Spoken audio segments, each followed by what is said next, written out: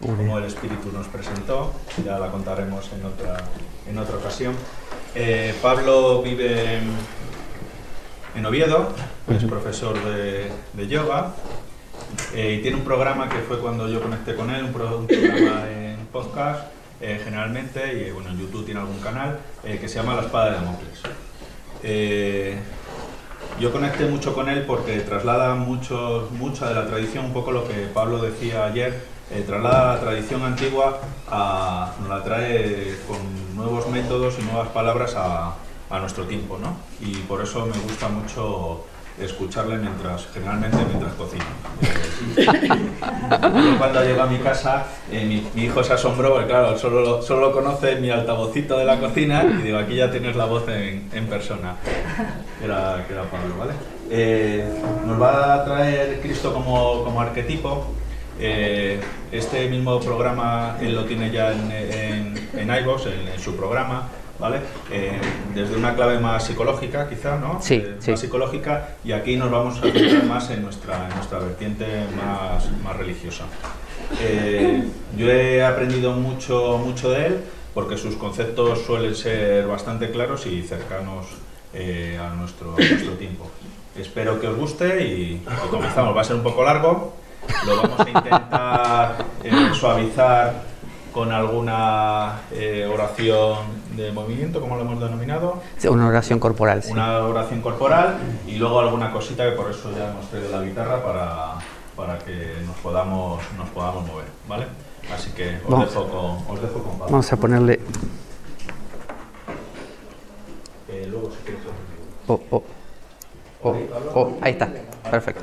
Hola. Si le puedes subir, Marco, un poquito más alto. Escucha, aunque esto esté negro, está grabando. Sí, queda grabando. Mientras parpadea arriba el rojo. Hola. Bueno, buenas a todos, buenos días. Me voy a quitar el gorro, que soy un poco friolero y ya voy entrando en calor. Bueno, gracias a todos por estar esta mañana. Gracias a Pablo por animarse a permitir que esté hoy yo aquí delante. Gracias a Marco, que ha sido el que hizo el puente para que yo estuviera aquí. Quiero decirles que lo que hago, lo que hablo, lo que cuento, no es algo mío. Marco dice que, bueno, tengo cierta habilidad. En realidad, todos estamos subidos sobre hombros de gigantes. Así que todo lo que hoy se diga, no crean que proviene de mí. Proviene de muchos otros que han vivido, pensado y han sufrido y han tenido experiencias. Algunos muy antiguos, profetas y gente muy antigua, y otros más de nuestro tiempo. Porque siempre lo que hacemos es eso, es reciclar lo antiguo. Se le atribuye a Isaac Newton la frase esa de estamos subidos sobre hombros de gigantes, y en realidad él mismo la sacó de otro, con lo cual cumplía justamente el fatídico vaticinio de que todos estamos subidos sobre hombros de gigantes. Así que bueno, dicho esto, quiero decir que todo esto se hace desde la humildad. No, yo soy simplemente aquí uno más que puede estar contando algo.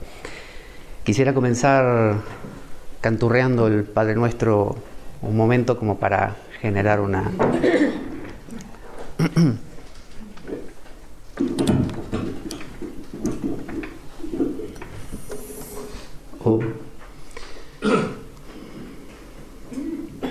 Pater noster, qui es in celi, sanctificetur nomen tuum, adveniat regnum tuum, fiat voluntas tua, sicut in cielo et in terra.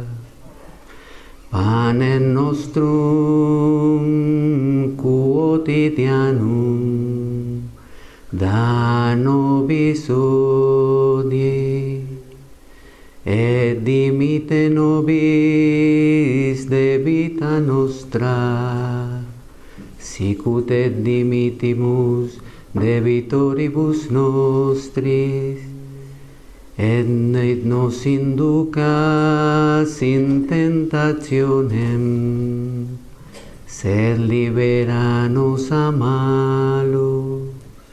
Amén.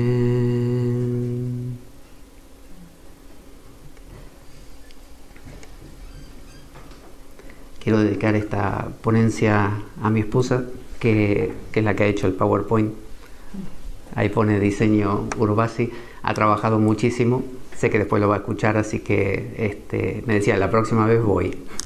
Así que bueno, ella es la que diseñó con mucho trabajo y esfuerzo este PowerPoint. Y bueno, el tema de esta charla tiene que ver con Cristo como arquetipo. Y así como decía Marco, yo lo había desarrollado ya en un programa de la espada de Damocles con un tinte un poco psicológico, porque está basado en este libro, que es un libro de Edward Edinger, que era psicólogo junguiano, analista junguiano, discípulo de Jung justamente. Y Jung, que tenía esos toques místicos, se enfocó en varias religiones, una de ellas el cristianismo, ya que Jung se dio cuenta de una verdad muy patente, que es que por más que nos conectemos con el mundo oriental, por más que hagamos yoga, yo mismo soy profesor de yoga, por más que hagamos técnicas, a veces mantras hindúes, en el fondo somos occidentales, es decir, pertenecemos a lo que se conoce como la cristiandad, ¿no? como una manera de vivir. Nuestros edificios están construidos de acuerdo a esos parámetros, nuestras instituciones provienen de ese legado romano, griego, ¿no? Y también de fondo, obviamente, hebreo. Así que somos occidentales. Querrámoslo o no, nuestro cristianismo es lo que nos identifica, en el fondo, en el sustrato. Entonces, si apelamos a él, descubrimos que hay mucho contenido, que es el mismo que después uno encuentra. A veces hace uno ese viaje largo, se va hasta Oriente, da una vuelta y regresa. En la película Gandhi dice, he hecho un largo viaje. Gandhi se fue a Inglaterra a estudiar abogacía, primero estuvo en Sudáfrica, ejerciendo también de abogado, y luego regresó a la India y se vistió de taparrabo, con un dhoti, ¿no? Con una vestimenta muy humilde. Y él dijo, tuve que hacer toda esa vuelta para darme cuenta que esta era mi raíz. Entonces no se trata de una cosa de fanatismo, de que lo cristiano y nada más, sino al revés, justamente un eclecticismo pero centrado en algo. Entonces uno dice, bueno, desde aquí pienso la vida, desde aquí siento, con estos elementos traduzco mi mundo. Entonces eso es algo a lo que yo llegué hace un tiempo, bueno, determinado, que fue cuando estuve en Batuecas y conocí al Padre Ramón, y ahí me di cuenta que el camino del cristianismo era mi lenguaje.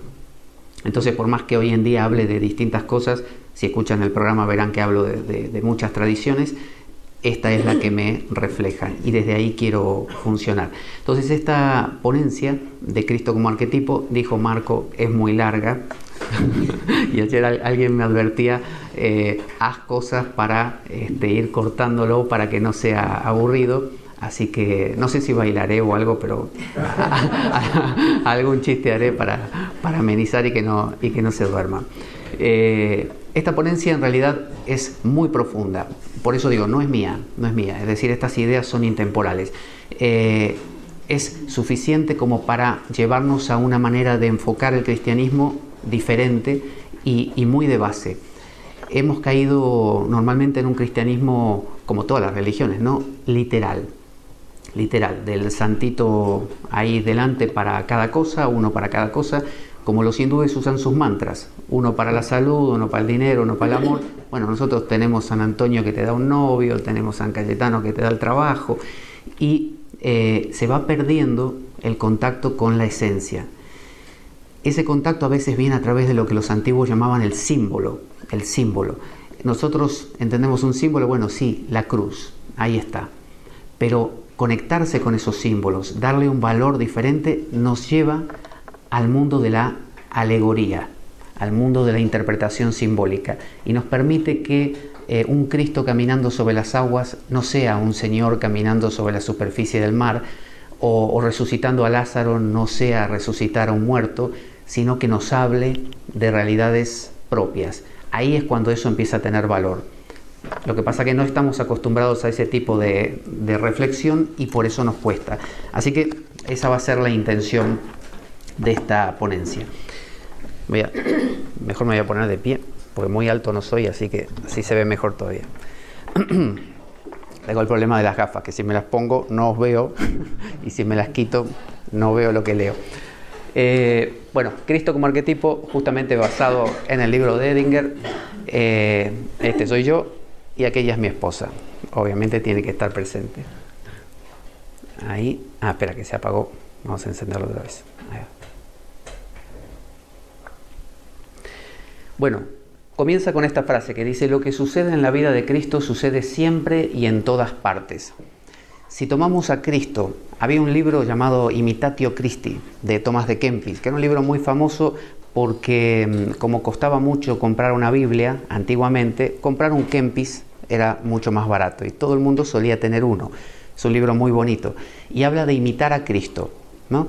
Entonces, si uno se llama cristiano, es porque Cristo es el modelo, ¿no? El tipo, el modelo. Entonces, si empezamos a ver lo que le pasa en la vida a Cristo, empezamos a poder decodificar lo que nos pasará a nosotros o lo que deberíamos recorrer nosotros. Cuando vemos un Vía Crucis, ¿no? Con todas esas caídas y cosas que le va pasando a Cristo, se supone que estamos viendo un proceso que nos debe pasar a nosotros.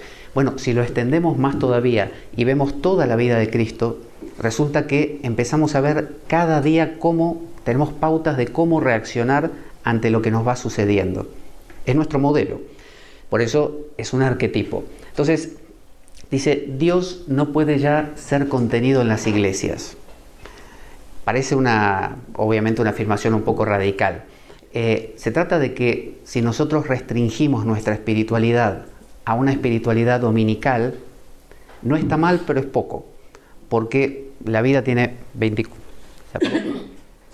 Hola, hola. Hola. Hola, hola. Hola. Sí. Hola. Ay.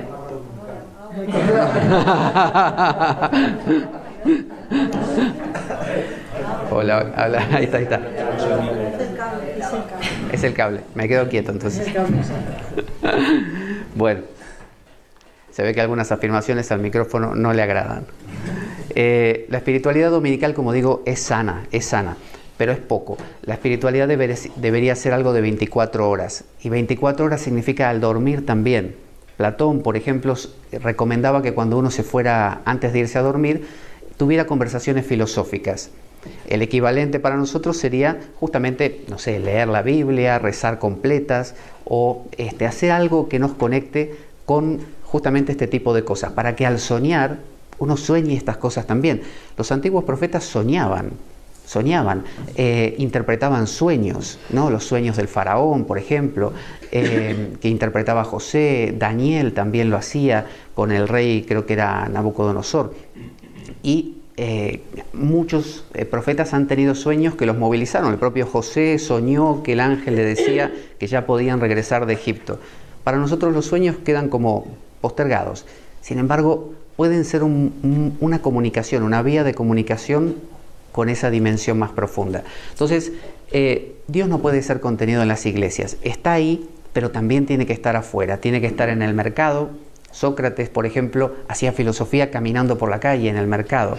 Jesús se mezclaba con vendedores, con cobradores de impuestos, con gente que el pueblo judío odiaba, ¿no? Con prostitutas. Entonces, la idea es, si yo no salgo a la calle y me cruzo con la gente y voy al mercado y al supermercado y ahí no puedo ejercer mi espiritualidad, no me vale.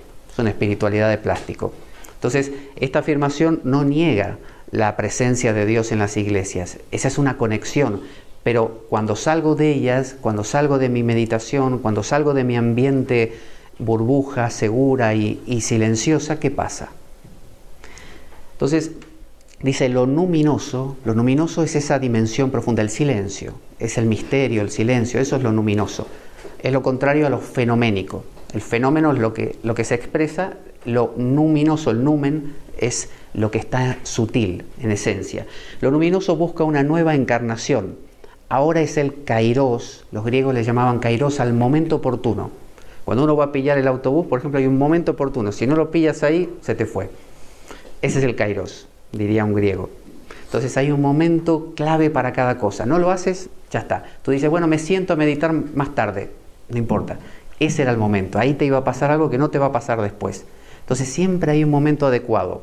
Ahora la humanidad vive un momento donde es el kairos para que traigamos a ese Espíritu Santo, ¿no?, a nosotros a vivir, ya no afuera depositado en, sí, obviamente, como digo, la iglesia, el lugar de culto, pero dentro, ser un portador de. Esa es la idea que tuvo Jesús, ¿no?, con el tema del Pentecostés. Lo luminoso busca una nueva encarnación. Ahora es el kairos en el que los dioses se metamorfosean. Podemos examinar este proceso en la vida simbólica de Cristo y eso es lo que vamos a hacer. Vamos para ahí. Entonces, ¿qué representa la vida de Cristo? La vida de Cristo es doble. Por un lado, representa esa dimensión de silencio. Jung lo llama a sí mismo, son nombres, ¿no? El ser, el silencio, el sí mismo, Dios, ¿no? Los antiguos le llamaban la vía apofática, la vía negativa, donde, ¿qué es Dios? ¿Dios es la bondad? No, la bondad se queda corta. ¿Qué es? Bueno, es el silencio.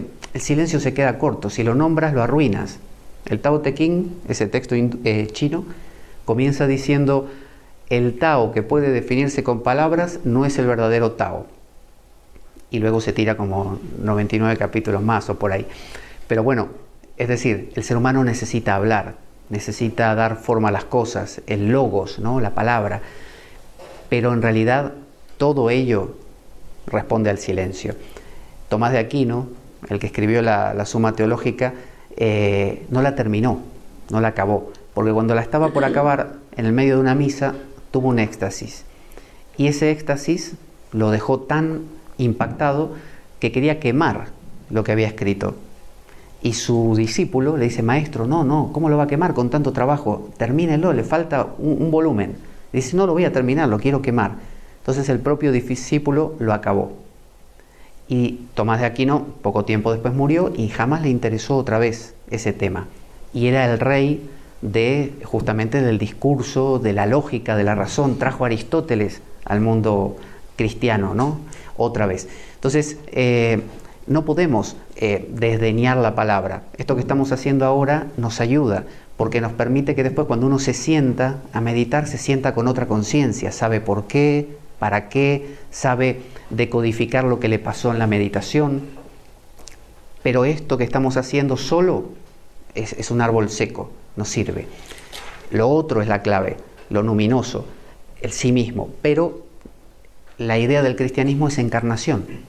Entonces, si Cristo es encarnación, representa la encarnación, tenemos que encarnar en la vida cotidiana y no solo volarnos ahí, nos cogemos de un globo con gas, ¿no?, y flotamos por los aires y nos vamos. No, se trata de aquí y ahora. Entonces, Cristo representa dos cosas. Él es Jesús y Cristo, Jesucristo, esa dimensión Dios-hombre. Entonces representa el silencio que se hace ego, ¿no? Este ego famoso, hay que matar al ego, hay que matar al ego. No hay que matar al ego, justamente. Claro, ¿por qué no? ¿Por qué? Si uno mata el ego, luego no puede ir al supermercado, luego no puede tener una relación sentimental, luego no puede hacer nada, porque el ego es el referente. Hay que sanar al ego. Entonces, Jesús en su vida mostró eso. No dijo, hagamos una cosa, no sé, acabemos con nuestra vida todos y nos vamos con el Padre. No dijo eso.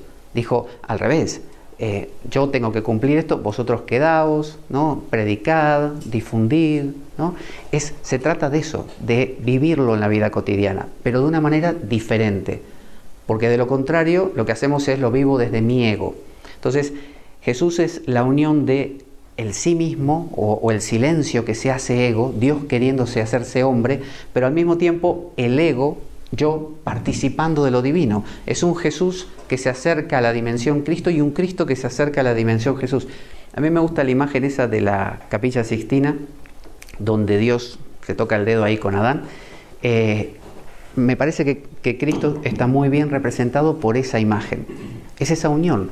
Es el hombre que quiere alcanzar a Dios, pero el hombre no puede alcanzar a Dios por sí mismo. Yo no puedo forzar al silencio. ¿Alguna vez ha probado a alguien enamorarse a la fuerza? Decir, a ver, tal persona, ¿no? Me voy a dar 10 minutos, voy a hacer fuerza y voy a acabar enamoradísimo. No funciona. Hay parejas que se proponen enamorarse, quizá el amor ha caído y se proponen enamorarse y no funciona. Es peor, acaban con rencor. Entonces, uno no puede enamorarse a propósito, uno no puede dormirse a propósito, uno no puede flotar en el agua si está intentando bracear todo el tiempo. Al revés, cuando se relaja es cuando flota. Hay cosas que cuando uno se afloja funcionan mejor. Entonces uno no puede entrar en la dimensión del silencio haciendo fuerza. Ese meditador clásico de ceño fruncido, ¿no? Labios apretados y culo apretado, así, ese no funciona. Parece muy bueno, da la sensación de que es el japonés zen, que es, ¡oh! Eso no da resultado, porque es un esfuerzo personal. Por eso se habla tanto de la gracia. La gracia viene, ¿no? Uno se abre a la gracia, pero estamos acostumbrados a ganárnoslo todo comprándolo. Entonces nos parece que todo tiene que ser, yo compré, yo pagué, me lo tienen que dar, ¿no?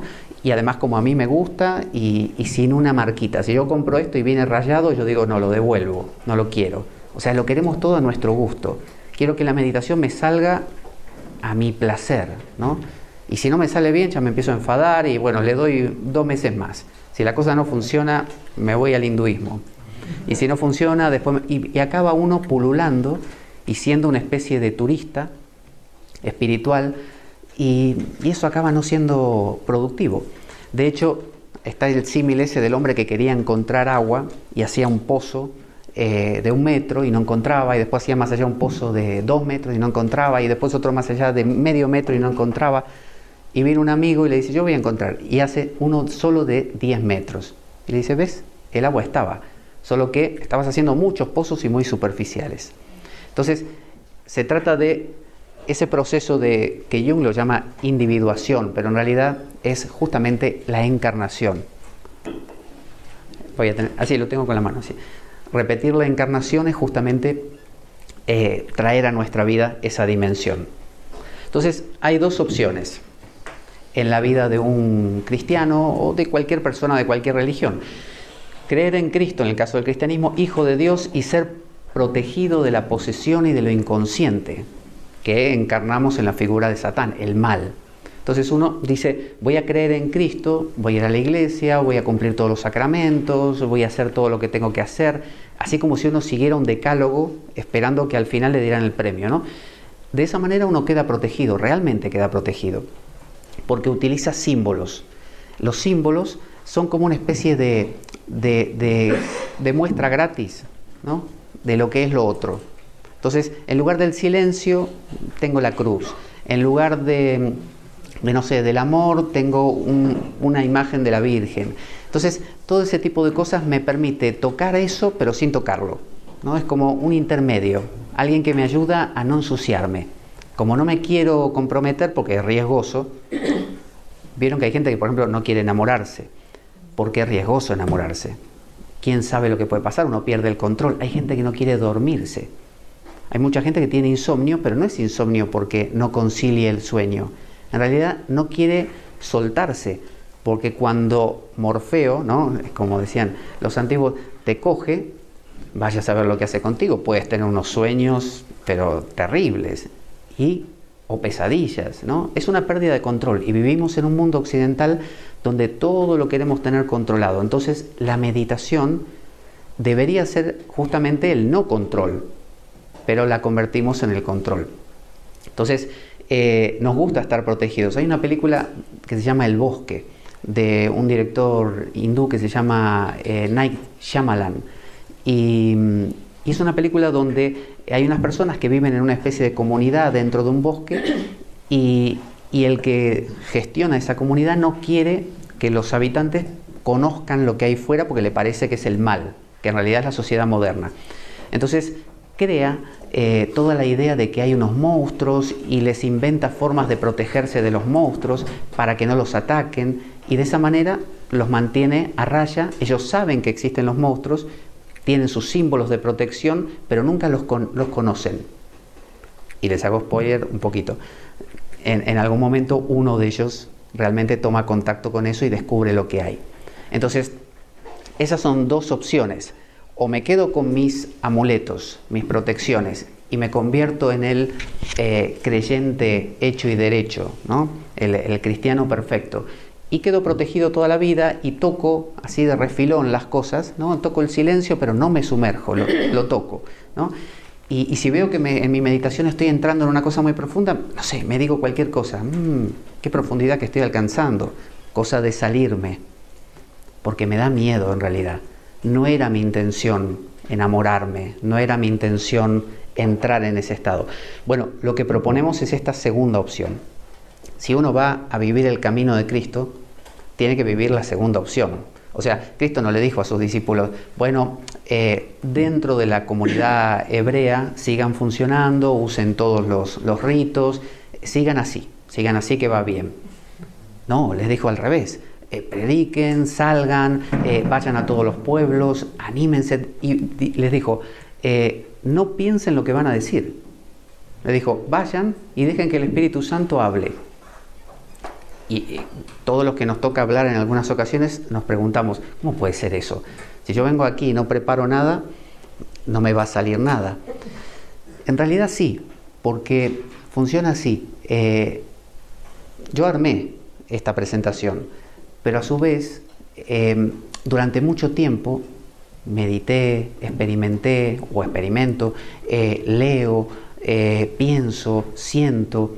Todo eso genera como una especie de dinámica propia, y cuando uno va a hablar de un tema, es como si fuera un esqueleto que se reviste de carne, ¿no? Y de ropa, que uno se la va echando encima gracias a esa experiencia. Entonces, uno sí puede, como dice, hay un dicho en los Salmos que dice, Dios le dice a la persona, dice, abre la boca para que te la llene, ¿no? Es raro, es eso, es porque uno dice, abro la boca y ¿qué me pondrá adentro? ¿No? Es feo eso, como diciendo, me abro y ¿qué me pasa? ¿Qué garantía me das?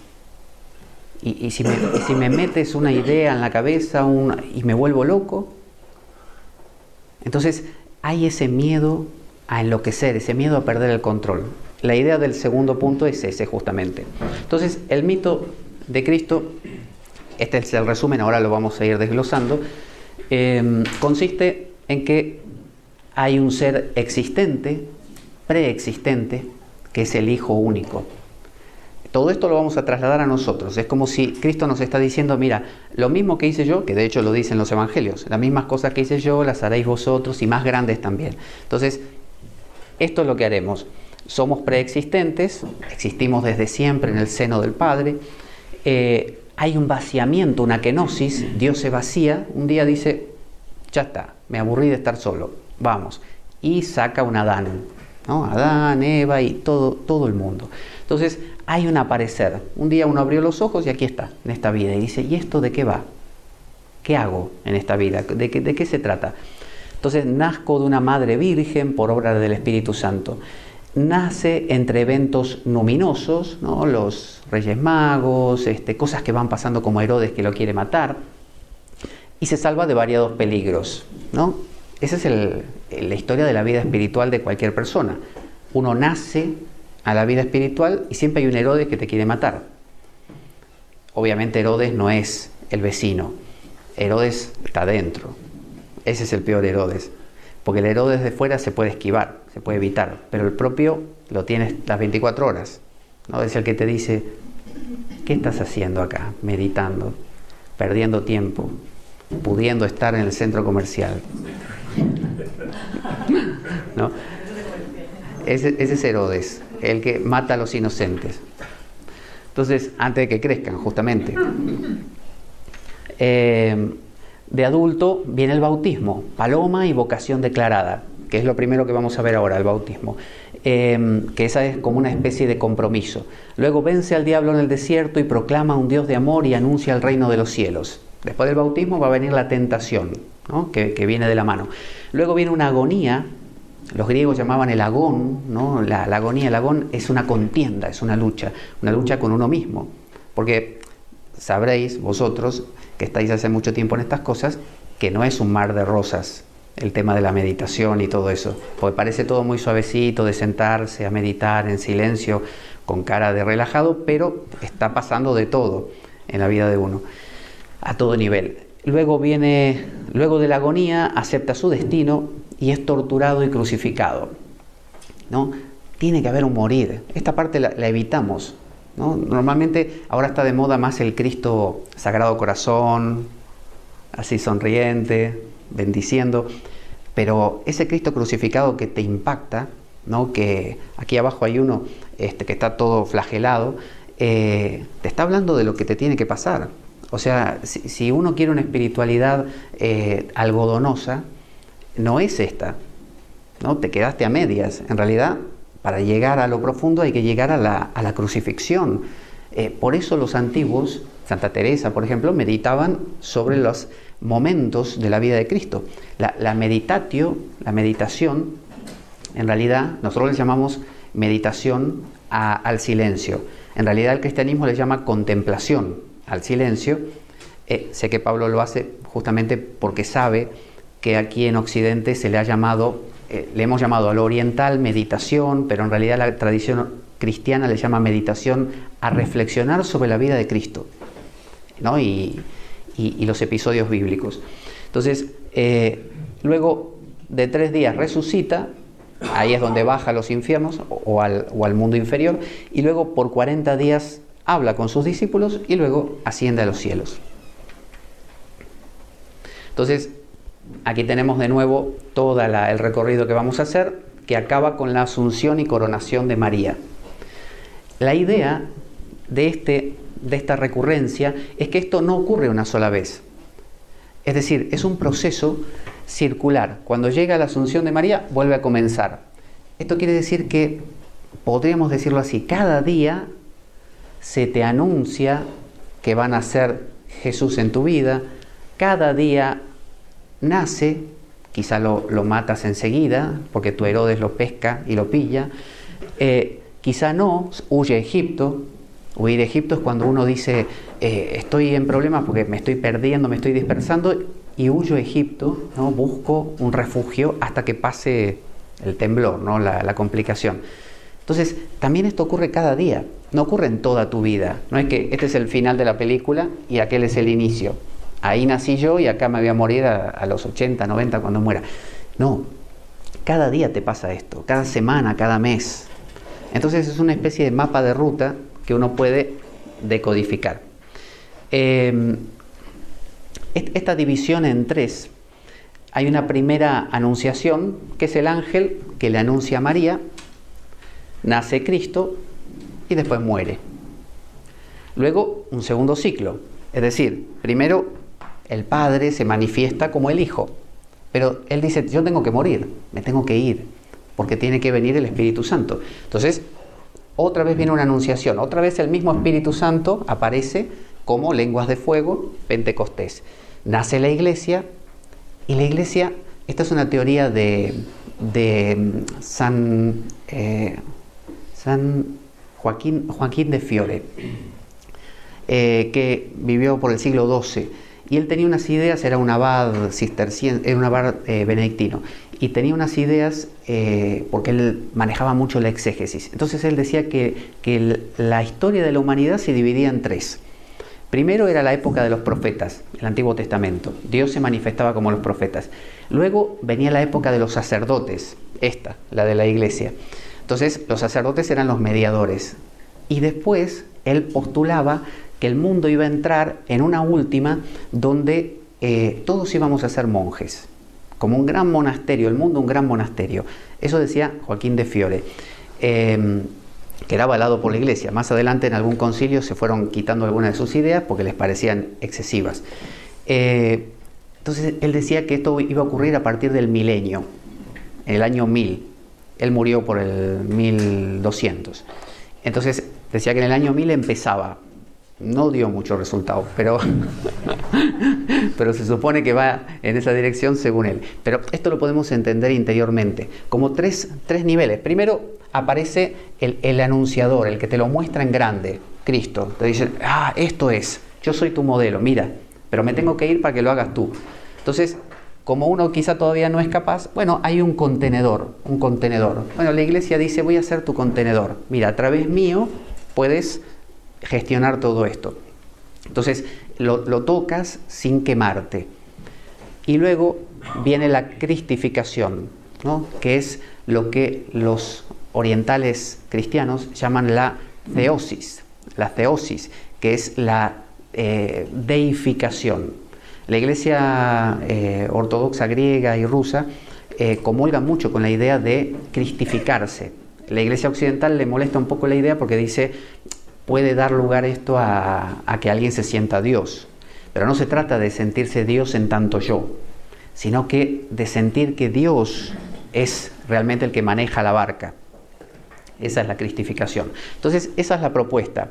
No niega a la otra, o sea que no por estar en la última vamos a negar ni a la primera ni a la segunda, pero se trata de trascenderlas. Entonces, si yo vivo una vida donde solo estoy contenido, o sea, solo estoy adorando una imagen, la de Cristo, lo convierto en un ídolo.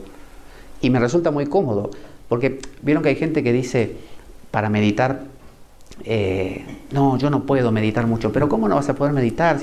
Y dicen, bueno, lo que pasa es que Buda era Buda. Él se sentó bajo el árbol, no sé, 40 días, pero Buda era el Buda. Y Cristo era Cristo. Pero la idea es que lo hagas tú, es decir, no es echar culpas y decir, bueno, él porque era él, era especial. La idea es hacerse especial. Y ahora venimos a la parte de las citas bíblicas, que para eso trajimos la Biblia. En el análisis terapéutico se siente como si algo bajara de los cielos. Dice Jung, yo elegiría la Anunciación como ejemplo. Aquí cita a Lucas 26:38, yo lo voy a mirar aquí en el móvil, que tengo la Biblia aquí, pero es más rápido. Y en Lucas capítulo 1, 26 al 38, capítulo 1,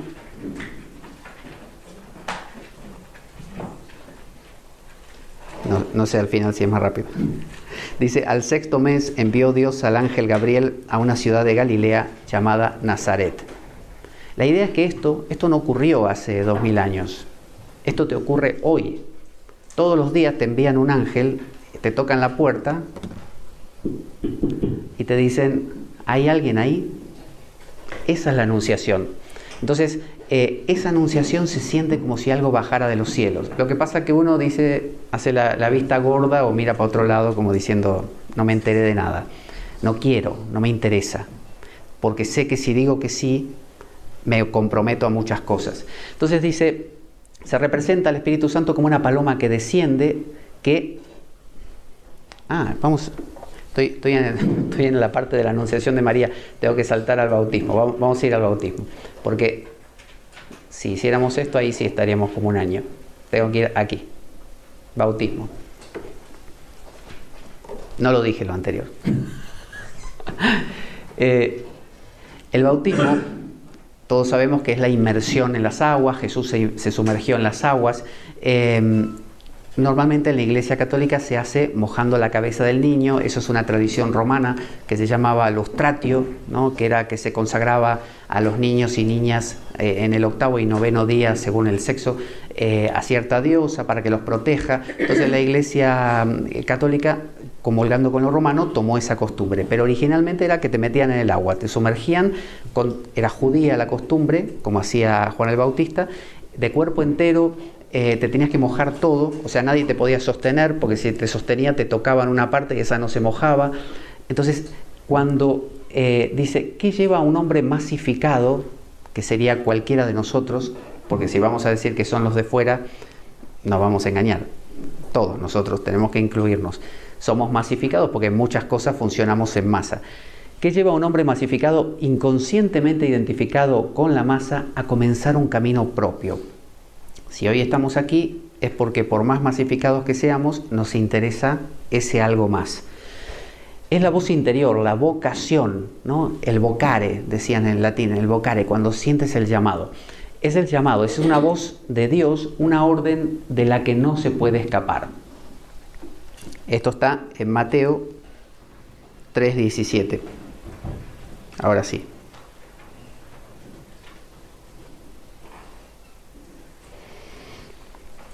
Esta aplicación se las recomiendo si quieren instalarla en el móvil.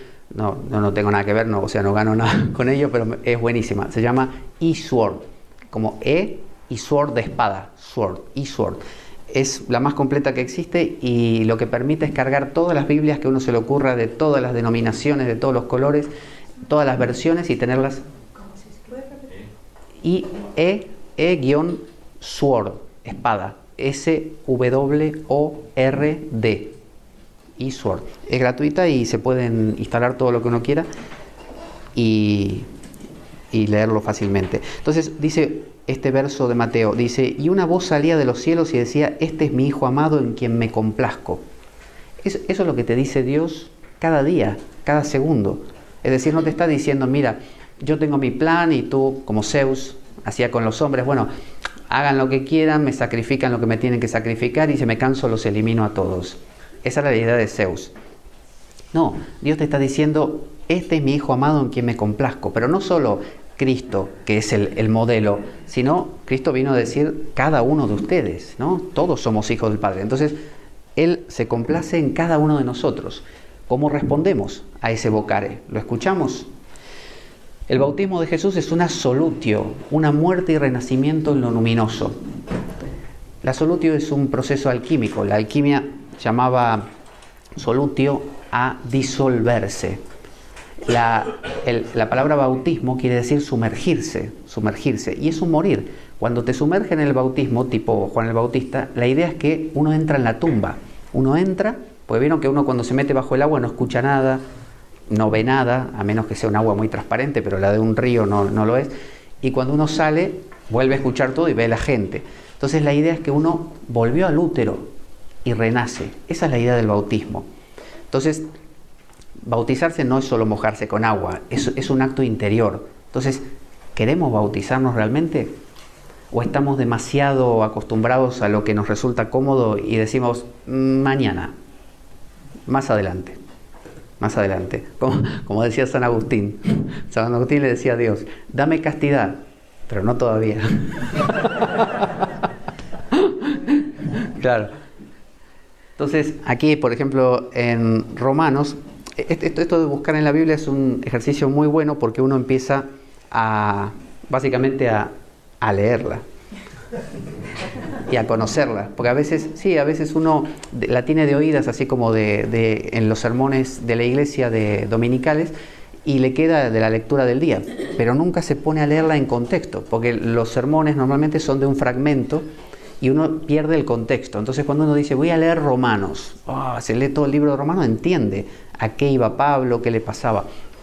Romanos 6:4 dice, fuimos con él sepultados por el bautismo en la muerte, a fin de que al igual que Cristo resucitó de entre los muertos por medio de la gloria del Padre, así también nosotros vivamos una vida nueva.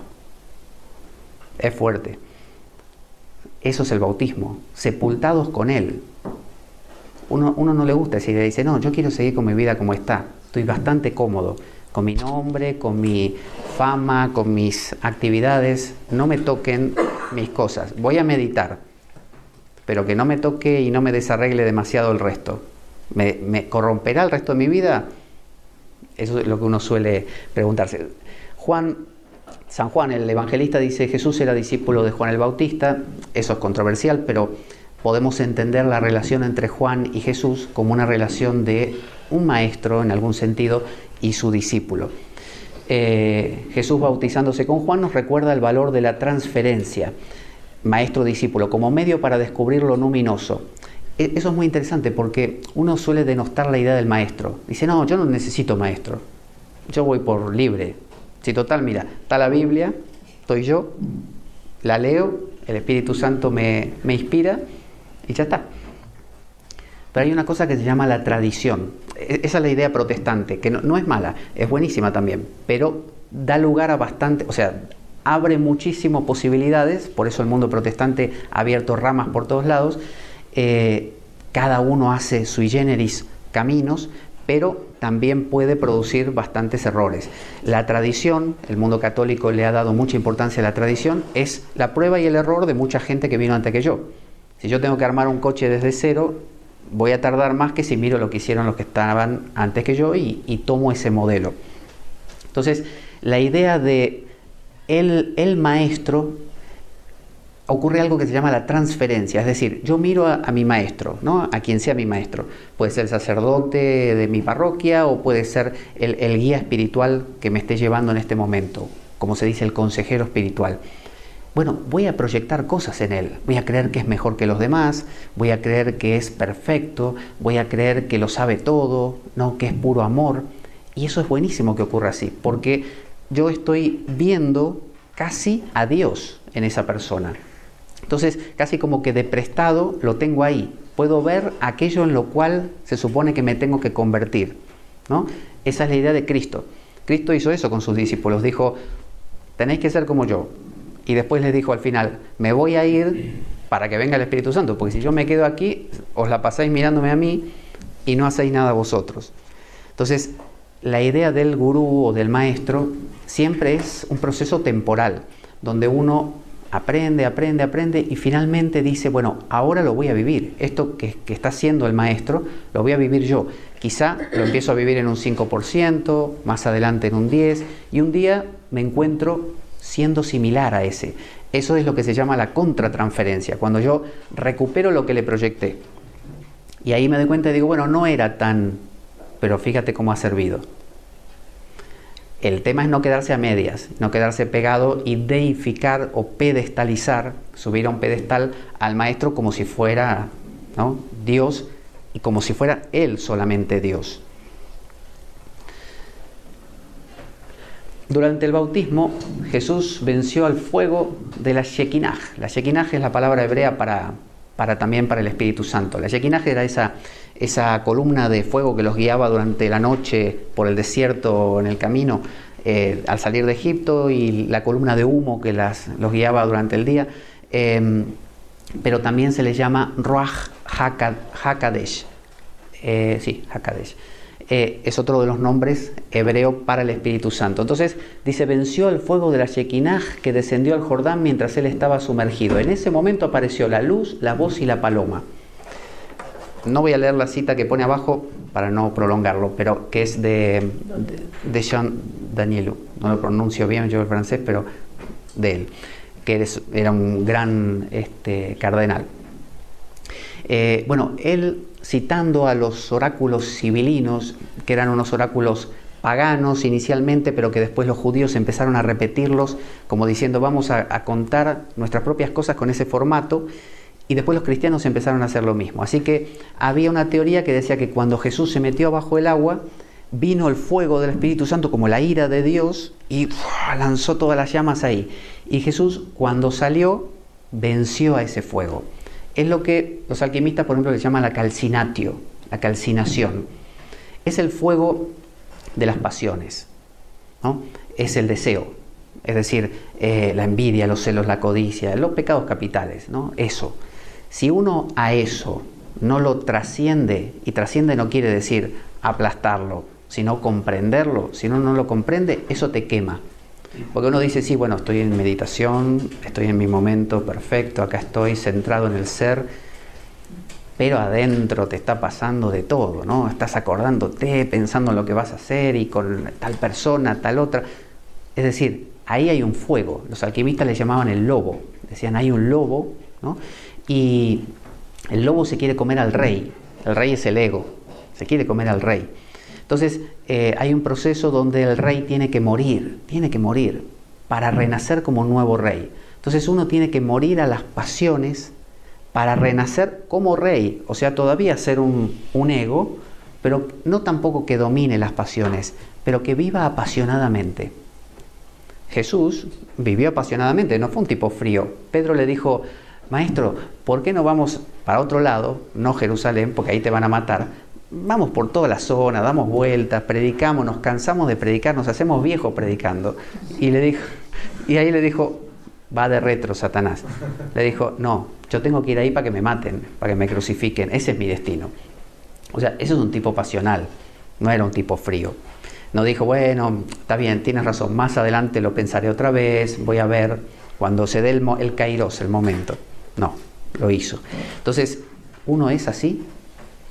¿O está ahí con el lobito, el lobo de las pasiones mediocres, ¿no? Las pasiones de, ay, ¿por qué no compras tal cosa? ¿Por qué no vas con esa persona? ¿Por qué no sacas ventaja de aquella otra cosa?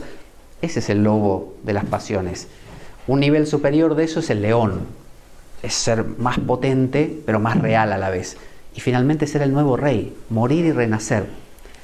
Siempre está esto del morir. Si se fijan, es una cosa incómoda. Porque en realidad no agrada. Querríamos que alguien, que es lo que suele pasar, nos toque la frente, ¿no? Y digamos, están todos mis chakras equilibrados, estoy iluminado. Por alguna razón no sucede así. Lamentablemente hay que sufrir. Entonces, el bautismo, hay dos bautismos. Uno es dado para el arrepentimiento y la confesión. Es el que te mojan la cabeza o te sumergen según los, por ejemplo, evangélicos, los protestantes, suelen hacer esto de sumergirse todavía. Arman unas piscinas y te meten ahí en el agua. Y el otro es este, dado por la psique misma, mediante el cual el individuo responde al sí mismo. Ese es el verdadero bautismo. Lo vamos a buscar, Mateo 3:11.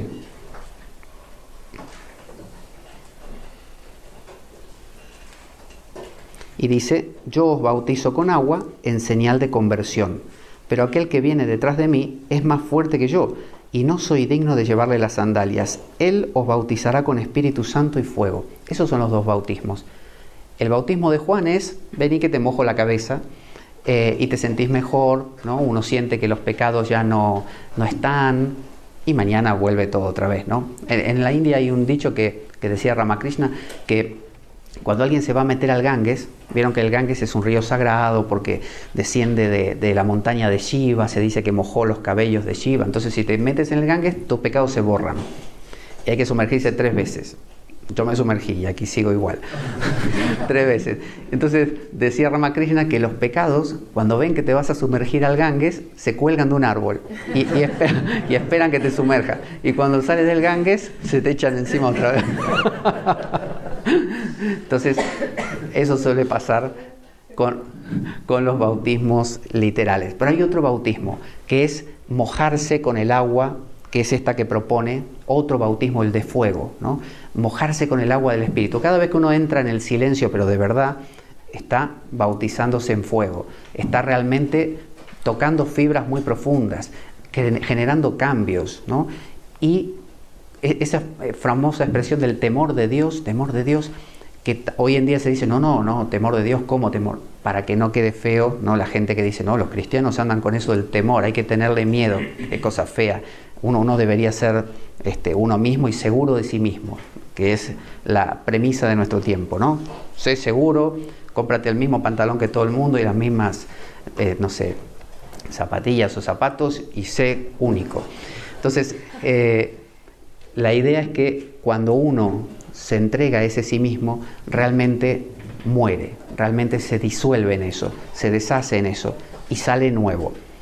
Pero para que eso pase, uno tiene que haber vencido al lobo. Por eso la ascesis. Y la ascesis no es que yo coja la cadenilla, la disciplina y el silicio, ¿sí? Y me dé todo el día. No. Eso es una disciplina de nuevo externa, es como un bautismo exterior. No. La verdadera ascesis es la privación consciente de la consecución, de la concretización de un deseo. Es decir, si yo tengo ganas de no meditar ahora y salir y tomarme un helado, decir, oye, no, la meditación es lo que me importa, por esto, por lo otro, por lo demás allá. Entonces, esa privación de aquello, decir al lobo, no te voy a alimentar, ¿no? Voy a quedarme aquí, genera dos cosas. Por un lado, que me voy a sentar a meditar, pero por otro lado, me genera una especie de fuego interior, que es el de, pero yo tenía ganas de tomarme el helado, ¿no? Ese fuego, ese es el fuego de la ascesis. Los hindúes le llaman tapas, que deriva de tejas, una palabra que significa fuego. Entonces ellos dicen que cuando te privas de algo, te genera fuego, y ese fuego se puede usar para lo que quieras. Puede uno disolver algo, cocinar una comida. El fuego es transformador. Hay una frase que se juega, por ejemplo, dentro de la alquimia, con respecto al INRI. INRI, el cartel que le pusieron a Jesús, Iesus, Nazarenus, Rex, Iedorum. Se lo traduce como Ignis Natura Renovatur Integra. El fuego renueva la naturaleza entera. Estamos hablando de ser pasional, de ser de fuego. Bueno, esa es la propuesta de Jesús, sean de fuego, ¿no? Entonces, cuando uno deja al lobo con ganas, lo que obtiene es una inquietud infinita, porque el lobo está ahí como que, ¿y ahora qué hago? ¿Y ahora qué hago? Yo lo que quería era lo otro. Bueno, ese momentum, esa energía es la que te permite luego volcarse hacia el silencio y romper a veces barreras que de otra manera no se rompen. Porque sentarse a meditar tibiamente no funciona. Te falta el fuego. Entonces uno dice, pero si han leído los padres de la iglesia, por ejemplo, de la Filocalia, uno dice, ay, qué bonito, mira esta frase de la Filocalia. Eran brutales.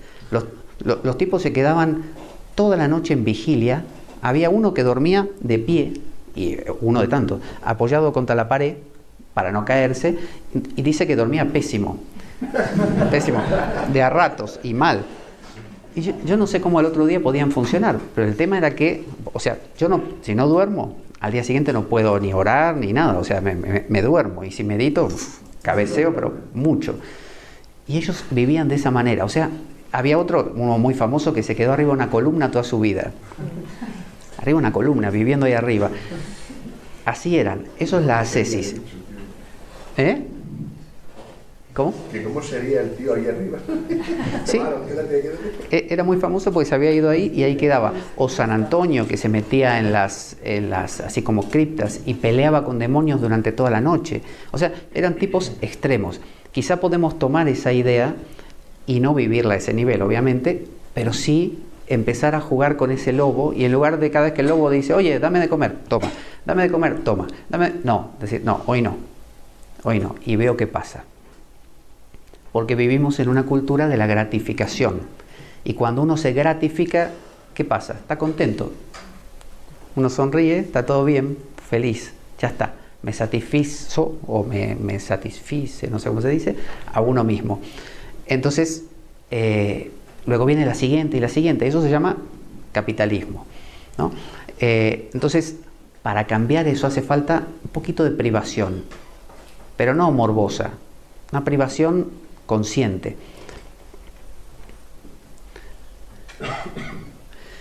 El bautismo, la solutio, el sumergirse, el disolverse, ¿no?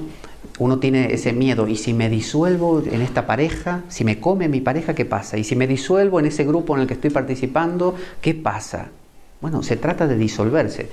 La disolución, el bautismo, deja atrás la calcinación y abre a ser llamado hijo de Dios. Ahora el ego está destinado al sí mismo. Es decir, en el momento en que uno trasciende la calcinación, ya pasó la etapa del lobo, ya eso lo gestionó uno ahí recién ahí tiene apertura para sumergirse en el agua. Recién ahí se puede bajar a la tumba, que es lo que hizo Cristo, el bautismo de fuego. Antes no, antes solo en mojarse. Entonces, vencer al dragón descendiendo bajo las aguas, purificar las aguas para el perdón de los pecados. Se trata de purificar las aguas. ¿Qué es Dios? Dios es el silencio, es el misterio, pero ¿qué es verdaderamente? Es algo aterrador, Dios, porque cuando pensamos en que es algo infinito, que no tiene límites, y uno sí los tiene, y es tan pequeño, y se muere en poco tiempo, y se enferma de cualquier cosa, y se lastima si se cae, y Dios es todo lo contrario. O sea que es algo totalmente infinito, aterra al ser individual. Entonces, acercarse a esta actitud tiene que ver con un soltarse, un animarse a vaciarse. Y para eso hace falta fuego. Si uno no tiene fuego no lo hace, porque está cómodo. Por eso los monjes suelen comer poco, pasar un poquito de frío, vigilias, ¿no? Todo este tipo de cosas que son las no agradables, ¿no? La ropa no suele ser la más agradable tampoco, sino un tanto incómoda. Pero bueno, eso es bastante ajeno de nuevo a nuestra perspectiva. Entonces, hay dos preguntas que se hacen y que suele hacer el maestro a veces te las hace la vida. ¿Quién soy? ¿Quién soy? Es una de ellas. Y esa la tenemos en Mateo 3.3. ¿Qué soy? ¿Qué soy? Perdón, ¿qué soy? Mateo 3.3. ¿Qué soy? Es diferente a quién soy. ¿Quién soy? Soy fulano de tal. Yo soy Pablo Veloso, Pablo. Pero ¿qué? ¿Qué soy en esencia? Bueno, Mateo 3.3 dice: este es de quien habló el profeta Isaías cuando dice: voz del que clama en el desierto, preparad el camino del Señor, enderezad sus sendas, ¿no? Está hablando, en este caso, de Juan, pero también se aplica a cada uno de nosotros, en que somos ese que habla en el desierto, ese que abre camino, ese que se acerca al silencio. Estamos destinados a eso. Eso es lo que somos. No somos, como dicen los hindúes también, el nombre y la forma, el nama y rupa. No soy mi nombre, mi desempeño social, todo eso va y viene. Yo nací siendo, no sé, profesor de yoga, no. Nací siendo hombre, de hecho no, me enteré después, me explicaron, ¿no? O quizá en la adolescencia, pero fueron cosas que se fueron sumando. Pero ¿qué? ¿Qué soy yo esencialmente? Podríamos definir un hijo de Dios, ¿no? Destinado a, con un vocare, un llamado: oye, tú, no el otro, tú, ¿no? Como si una voz dijera, uno dice: ¿estás el vecino? No, tú, el lobo, acuérdate, el lobo. Ese es el llamado. Y el quién soy, fíjense qué interesante esto. ¿Quién soy? Esa es la identidad superficial. Esto lo tenemos en Mateo 11.3. Mateo 11. Disculpad que lo busco rápido, quizá más rápido que en papel, pero es para que no demoremos tanto. Pero así, bueno, aunque sea lo tenéis para mirarlo. Le preguntan a Jesús, los enviados de Juan el Bautista: ¿eres tú el que ha de venir o debemos esperar a otro? Jesús les respondió: id y contad a Juan lo que oís y veis. Los ciegos ven, los cojos andan, los leprosos quedan limpios. Es decir, no le dijo: yo, fulano de tal, soy Jesús, el que esperaban todos. No. Por las obras los conoceréis, ¿no? Él dijo: mirad lo que pasa. Es como que como cuando lo tentaron a Jesús en el desierto, lo tentó Satán. Jesús no dijo, si se fijan, no dio respuestas propias. No dijo: yo opino que... No, dijo: en el verso tal del Deuteronomio dice tal cosa, en el Salmo tal dice otra. Es decir, es una búsqueda constantemente de salir de mi persona, ¿no? No soy yo, Cristo vive en mí, que decía Pablo, ¿no? Pablo de Tarso. Es una especie de eso, salirme de mí. Entonces, cuando alguien me pregunta: ¿y qué tal tú, Pablo? ¿No? Bueno, ya ves, estas cosas hago. Es decir, no ponerme yo a decir: sí, buenísimo. No, eso es centrarse en el yo. ¿Qué tal la meditación? Estoy haciendo unos progresos. No. Ahí va la meditación, ya ves. Quizá me notes un poco más tranquilo, no sé. Ya verás tú. Es como sacárselo. No me cuelguen a mí la corona. Es una especie de eso. Eso es quién soy. Esa es una forma sana de manejar el quién soy. Porque de lo contrario, ¿quién soy? Soy yo, el que cartel, ¿no?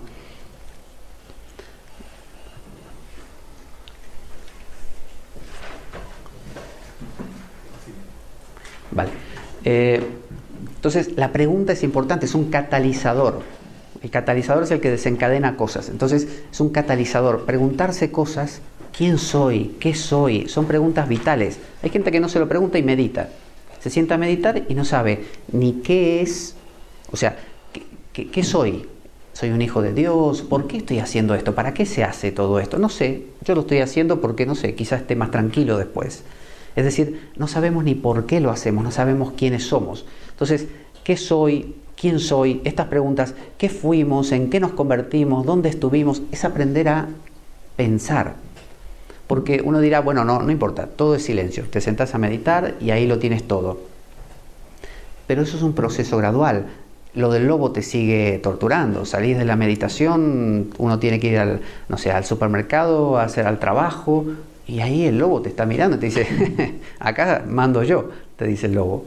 Entonces, hay que saber hacerse estas preguntas durante el día, recordarse.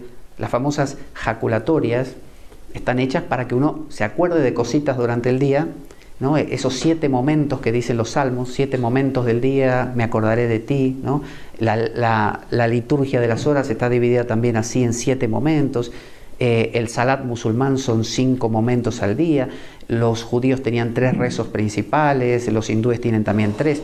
¿Por qué? Porque hay que cortar el día, hay que preguntarse quién soy, qué hago, por qué estoy haciendo esto. Si no, uno entra en un automatismo y pierde el fuego. Ya no tiene esa pasión, ya no sabe ni para qué está. Cuando Pedro le dijo a Jesús, vámonos a otro sitio para que no te maten, si él no lo hubiera tenido claro, quién soy, para qué estoy, de qué se trata todo esto, le hubiera dicho, y bueno, quizá tengas razón, vámonos. Y no, le dijo, no, yo sé lo que tengo que hacer, los profetas lo dijeron. Entonces, es vivir en un nivel mítico, en un nivel de símbolos. Entonces, cada uno de nosotros es un Cristo que tiene que hacer un camino. Entonces ya no estoy perdido, no es que no sé quién soy. No vaya a saber, quizá tengan razón los hindúes, quizá tengan razón los cristianos, vaya a saber, quizá nadie tenga razón. El Espíritu Santo que bendijo a Jesús como paloma, ahora se vuelve demoníaco y lo tienta. O sea, vieron que dice, el Espíritu Santo lo llevó al desierto para que lo tentaran. Es decir, la misma palomita que te bajó ahí, te saludó y te dijo, este es mi hijo amado, de quien yo me siento muy orgulloso, ahora dice, ahora desierto, a tentarlo. Porque cuando uno se acerca a este tipo de cosas, ocurre la tentación. Y la tentación está muy sobredimensionada a veces y uno la tiende a pensar como cosa de lo medieval, ¿no? El diablo con los cuernos venía, te tentaba, porque ahora no, ya pasamos de eso, ya tenemos otro nivel, lo entendemos diferente. No, la tentación es la tentación de inflarse. Estoy meditando. Ahora pertenezco a un grupo de meditación y tenemos ahí la clave. Y estoy avanzando, ya llevo varios años, hay gente que entró hace poco, y yo ya tengo... le suena eso. Ya tengo un nivel, uno no lo dice a veces, pero lo siente. Y mira así de reojo al otro y dice... Bueno, eso es inflarse. Entonces, por eso hay que tener mucho cuidado y siempre buscar el tema de eso que vimos en lo anterior, de esto de quién soy. ¿Quién soy? No soy el meditador avanzado. No lo sé, ¿quién soy? Bueno, mira las acciones, lo que pasa, juzga tú, ¿quién soy? Ponerse en un pedestal es peligroso. Entonces, cuando uno se acerca a esto, ¿no? a lo profundo, al silencio, está el riesgo de creerse lo que el silencio es. El silencio es infinitud, es profundidad, es sabiduría, es trascendencia. ¿Ahora yo soy todo eso? No. Yo en tanto ego no. En el momento en que estoy ahí en comunión con el silencio, es el silencio el que me abraza a mí. Un pensador romano, Plotino, decía, no tengo que ir yo a los dioses tienen que venir a mí, decía él. Es decir, ahí desarticulaba esa cosa egoica de que yo lo logro, o yo lo logré, o lo lograré. No, es la gracia. Dios tiene que venir a mí. Yo solamente me pongo ahí y si pasa, pasa y como quiera que pase. Porque hay gente que dice, pero yo ya llevo 2 años y todavía no me pasó aquello que leí, no sé, en la Filocalia que se supone que me tiene que pasar. Estoy lejos de la teosis, muy lejos. ¿Qué pasó? ¿Viene fallado? ¿No? ¿Mal de fábrica? No, así es lo que te toca. Entonces, ese aceptar lo que te toca, esa es la gloria, esa es la cosa. Porque si yo digo, no, le hablo a Dios, tipo Moisés cuando discutía con Dios para que no destruyeran la ciudad de Sodoma y Gomorra, Abraham. Y estaba ahí como regateando, como diciéndole, bueno, pero si llega a haber 10 justos, ¿las salvas? Y Dios dice sí, y como él sabía que no había 10, dice, bueno, y si llega a haber uno, una cosa así. Uno suele hacer eso con Dios, ¿no? Uno se sienta y dice, ya te recé la oración, ya me senté aquí, ya vengo días así manteniendo el ritmo, quiero resultados. Entonces el proceso sería este: el ego encuentra el sí mismo, es decir, finalmente nos abrimos a eso, nos acercamos, aunque sea tocamos la puntita de eso, ¿no? Resultado, el ego se infla. Es muy normal que el ego se infle. Uno no tiene que sentirse avergonzado por haber sido tentado de, oh, qué meditador que soy, y sentirse un gran meditador. Está bien que pase, porque eso nos ayuda a reconocernos. Pablo de Tarso, a ver si tengo el verso por aquí, lo propone muy bien aquí. Esto que dice Pablo de Tarso es buenísimo. Romanos 7, del 7 al 13. Romanos 7, del 7 al 13. Está hablando de la ley, ¿no? De lo que se debe hacer y de lo que no se debe hacer. Romanos 7, del 7 al 13. Dice, ¿qué decir entonces? ¿Que la ley es pecado? De ningún modo. Sin embargo, yo no conocí el pecado sino por la ley. Es decir, a partir del momento en que uno se pone ciertos parámetros, descubre que no está entrando en los parámetros. Antes no. O sea, uno coge a cualquier persona en la calle y uno le dice, ¿tú cabes dentro de tus expectativas? Y la persona dice, no tengo ninguna, me da igual. Entonces no se siente en falta, pero el que empieza a tener ciertas expectativas empieza a sentir que está en falta. Entonces, de suerte que yo hubiera ignorado la concupiscencia, el deseo, si la ley no dijera, no te des a la concupiscencia. Ahí me empiezo a enterar que me estoy dando a la concupiscencia. Mas el pecado, aprovechándose del precepto, suscitó en mí toda suerte de concupiscencias, pues sin ley el pecado estaba muerto. O sea, si no había reglas, no había transgresiones. Vivía yo en un tiempo sin ley, pero en cuanto sobrevino el precepto, revivió el pecado, y yo morí. Y resultó que el precepto dado para la vida me causó muerte. Y sigue un poco más, que es muy interesante. Pero lo que está proponiendo es este proceso. El ego encuentra el silencio, realmente se entrega, el lobo, la solutio, es decir, el bautismo, realmente se entrega. El ego se infla, me siento inflado, ¿no? O sea, me siento importante. Ahí noto que estoy metiendo la pata. No lo había notado si no hubiera hecho este paso. Y luego el ego necesita confrontar la inflación con sentido común y humilde disposición a ser siervo. Ahí es cuando uno entra en esta actitud de, oye, me pasé, como dicen 3 pueblos, me pasé. Tengo que bajar el nivel, tengo que darme cuenta otra vez, ¿quién soy? No soy nadie. Entonces todas estas oraciones de yo confieso ante Dios Todopoderoso y golpearse acá el pecho, que por mi culpa, y suena tan feo eso, que uno dice no lo voy a hacer delante de los demás porque queda como que no, el látigo en la espalda. Es esto, es ser humilde, ¿no? Rezar es un acto de humildad. Uno dice, no, rezar es para los principiantes, solo está ahora la meditación y el silencio. No, el rezo te cuenta qué te interesa. Porque cuando alguien está rezando, le dice, Dios, dame salud, dame dinero, dame progreso a la familia, ayúdame a conseguir tal meta. ¿Y uno qué hace? Cuando habla, se escucha y dice, Dios, ¿qué estoy pidiendo? ¿Qué estoy diciendo? ¿Esto soy yo? O sea, no tuve espacio para nada más profundo que esto, ¿no? Había un mendigo que se acercó al palacio de un rey para pedirle ciertas ayudas para construir su ashram, su comunidad, y cuando se acercó al rey le dijeron, mira, está ahí, está rezando, acércate en silencio. Entonces se acercó y se quedó cerca y escuchaba que el rey decía, Dios, dame vencer a mis enemigos, dame vida larga, dame más tierras, quiero mucho dinero, quiero descendencia. Entonces el mendigo empezó a irse y el rey lo escuchó y le dijo, oye, ¿no tenías que pedirme algo? Dice, no, pensé que era un rey, pero es un mendigo usted. Entonces cuando uno reza, encuentra la dimensión verdadera de uno, porque uno se escucha qué pide, qué dice y qué no dice. Entonces rezar no es una tontería. Por eso, por ejemplo, usar los salmos, como se utilizan en la liturgia de las horas, es una manera también de ver como toda la, por así decir, la porquería humana.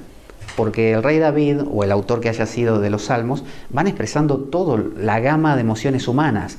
Desde acaba con mis enemigos y estréllales la cabeza contra una pared, que son algunos de los salmos, hasta quiero entregarme a ti, no sé, un montón de frases que son algunas muy sublimes y algunas muy bajas, pero en las bajas uno se encuentra muy reflejado a veces, porque cuántas veces uno está en el nivel de ojalá, ¿no?, aquel me deje de molestar y le pase algo, ¿no?, para que se quede tranquilo, ese tipo de cosas.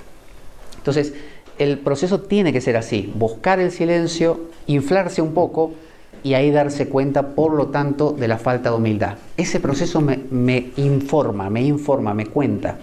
Hay que dejarlo estar, ver claramente y asimilarlo. Entonces así, con este proceso, el reino terrenal cesárico de César, tentador, se vuelve el reino celestial que no es de este mundo.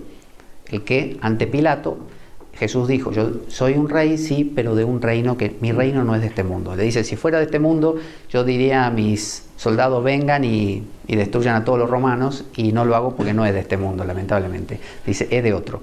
Entonces uno empieza a vivir, ahora uno es rey, pero un rey de un reino diferente. Y uno vive, o sea, uno es el hijo del rey, es el príncipe, ¿no? Entonces entra en ese nivel, el nivel de soy el hijo de Dios, este es mi camino, y vivo una vida mítica, como Cristo, como los grandes héroes griegos, es decir, esos personajes que tuvieron vicisitudes para alcanzar esa profundidad. Esa ahora es mi vida, ya no es la vida fea. Nos pasa ahora en el mundo del siglo XXI, no sé si alguna vez cuando ven películas épicas, notan que tienen algo esas películas, ¿no?, de reyes y de príncipes y de guerreros con la espada, algo que como de nobleza y de dignidad que se ha perdido hoy. Uno ve Gladiador, por ejemplo, ¿no?, y ve el tipo ahí con la espada, ahí que se la juega, y uno dice, ¿yo tengo esa pasión hoy en día? No, mi pasión es tener la plaza fija y estar más o menos con mi jubilación segura y listo. Eso es horrible, o sea, es contrario a lo que estamos planteando. Vivir en riesgo. No se trata de decir, vale, tiro todo, ¿no?, y por la borda y vivo en riesgo, no sé, sin techo. No, me refiero a interiormente, tomar esa actitud interiormente, que va a tener una repercusión externa, es verdad, pero no se trata de hacerlo de fuera. Yo tuve una etapa de San Francisco, por ejemplo. Con mi hermano habíamos leído mucho San Francisco, éramos adolescentes y regalamos toda la ropa. Nos quedamos con un par de alpargatas, no sé si aquí se llaman así, y unos pantalones muy sencillos y una camiseta. Y queríamos vivir así, de hecho fuimos caminando para no tomar transporte público hasta un lugar muy lejano, nos lastimamos los pies.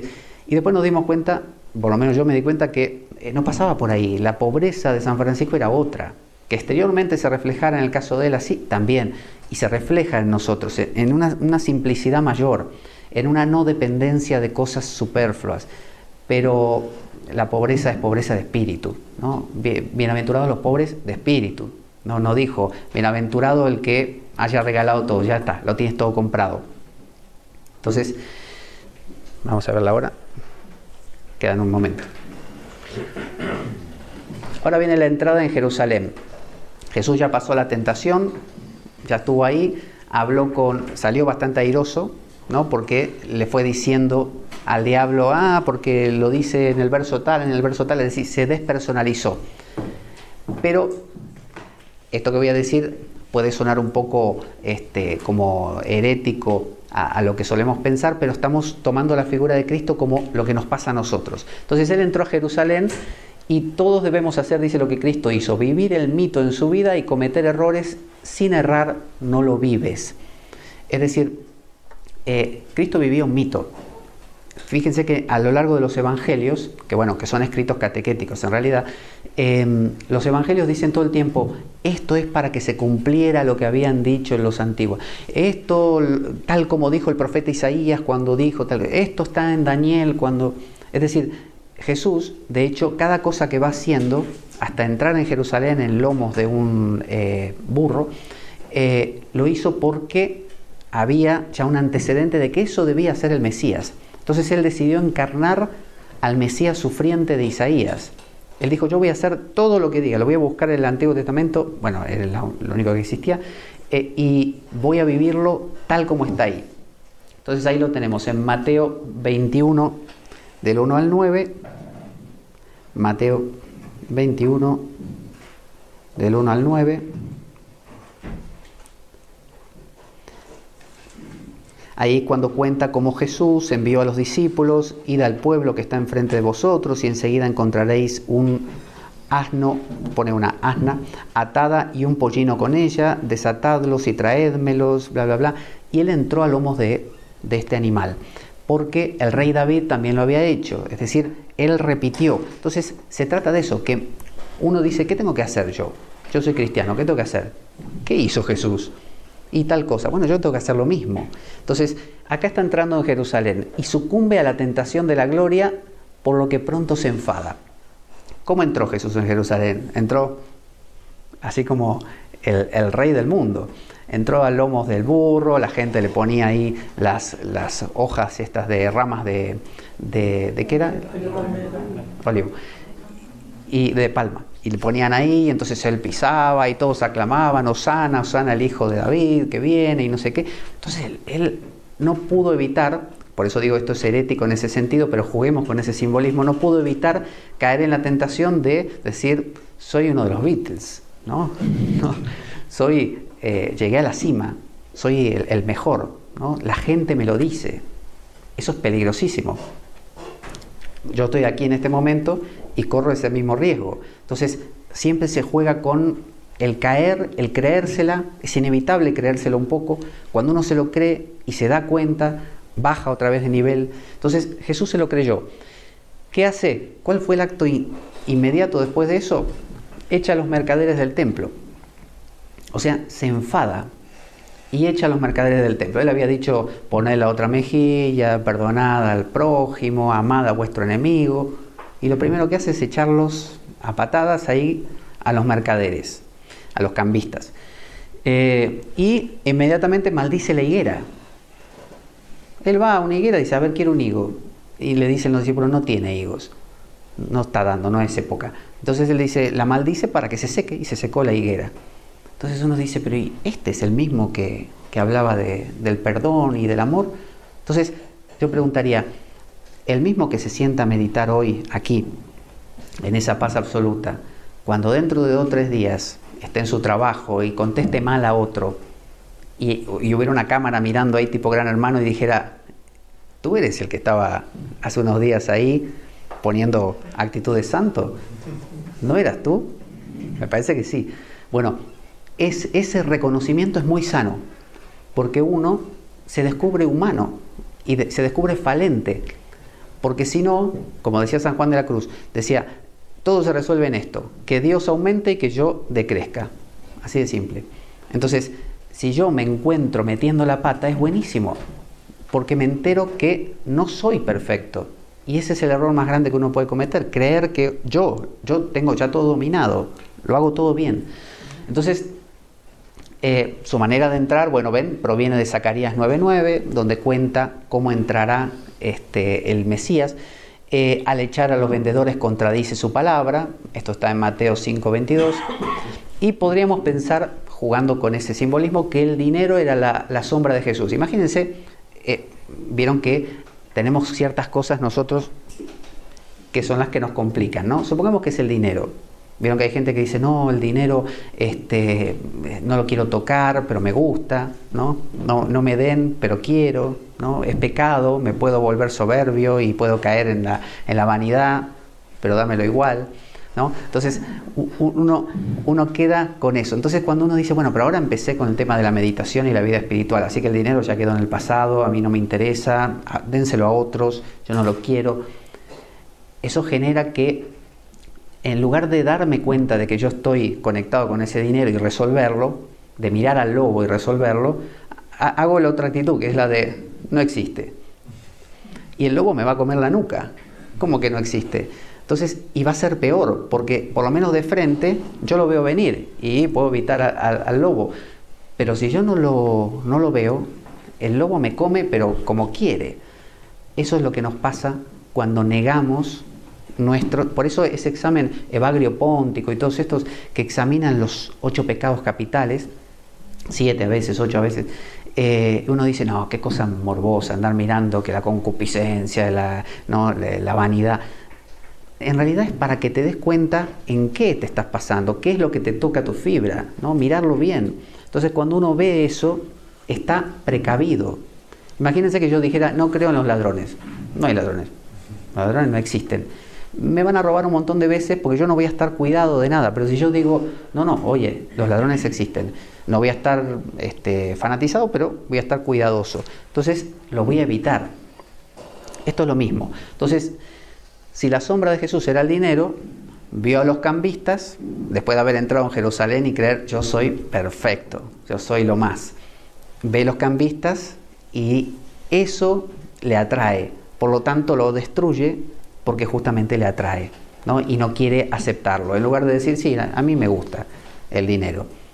Por eso digo, es herético el planteamiento, pero no estoy diciendo que históricamente sea así. Estoy diciendo que como manera de jugar con estos símbolos podemos trasladarlo a nosotros. Puede ser el dinero, puede ser el sexo, puede ser el entretenimiento, puede ser lo que sea, lo que para cada uno sea, ¿no? Puede ser el poder, no sé, lo que sea. Entonces, es necesario, fíjense, es necesario sucumbir, aunque así sea solo temporalmente, a la posesión por la sombra inconsciente para poder generar polos. Y con esto termino. Es necesario sucumbir.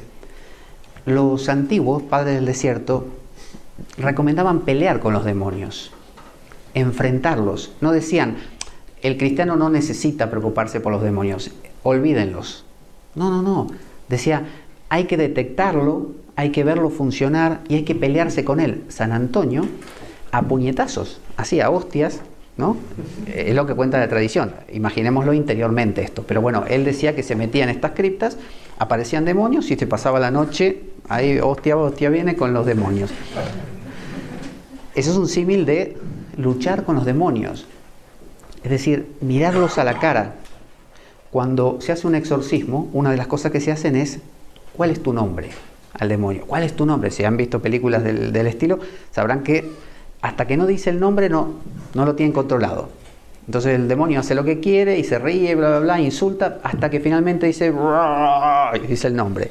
Y cuando dice el nombre, ya está, lo conjuran y lo calman.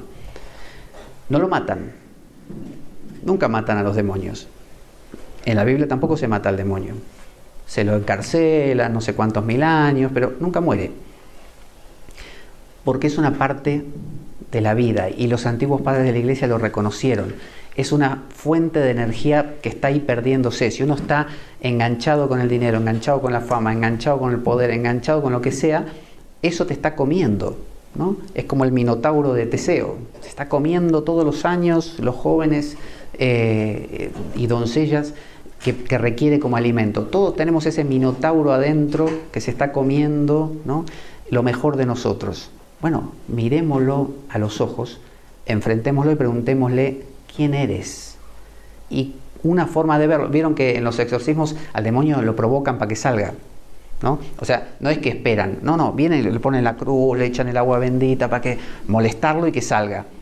Esto es lo mismo, es déjate, créete el gran meditador, luego sal, ve a tu vida cotidiana y vas a ver cómo salen un montón de demonios. Y ahí los ves, ahí los pillas.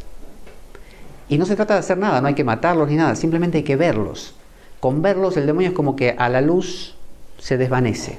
Esa es la idea. Cuando me reconozco, por así decir, pecador, cae la fuerza de ese pecado. No es tan matemático, quiero decir, es un proceso. Entonces, esto nos permite generar dos clases muy claras de, y ya finalizo aquí, de actitudes. Un ego bueno y una sombra mala. Es decir, ¿qué quiero ser? ¿No? Como Cristo decía, quiero ser ese hijo del Padre perfecto, tal como el Padre es perfecto, ¿no? En eso estoy colaborando. En lugar del caos, Estoy creando un orden. ¿Qué estamos haciendo aquí? Intentando crear una isla de orden en nuestra vida. Ahora, esa isla de orden va a llamar al caos. Es decir, gracias a que os ponéis a meditar aquí, es que cuando salís vais a tener un contraste más grande. Si fuerais personas que aquí estáis, no sé, comiendo juntas y riendo y viendo fútbol, cuando salís no pasa nada. Es más de lo mismo. Pero estáis creando aquí una isla de bien entre comillas, de bien, de lo óptimo, ¿no? Como decía San Ignacio de Loyola, de lo óptimo, de lo excelente, de lo mejor. Estáis creando algo así. Eso genera que lo otro, toda la otra parte vuestra y mía, está ahí diciendo, oye, yo aquí no tengo cabida, ¿qué pasa? Bueno, esa otra parte al aparecer, esa sombra, la voy a poder ver. Entonces, se necesita del error, de caer en la sombra para acentuar al ego acertado. Y luego vamos a ver en lo subsiguiente cómo esto evoluciona. Hasta aquí vamos.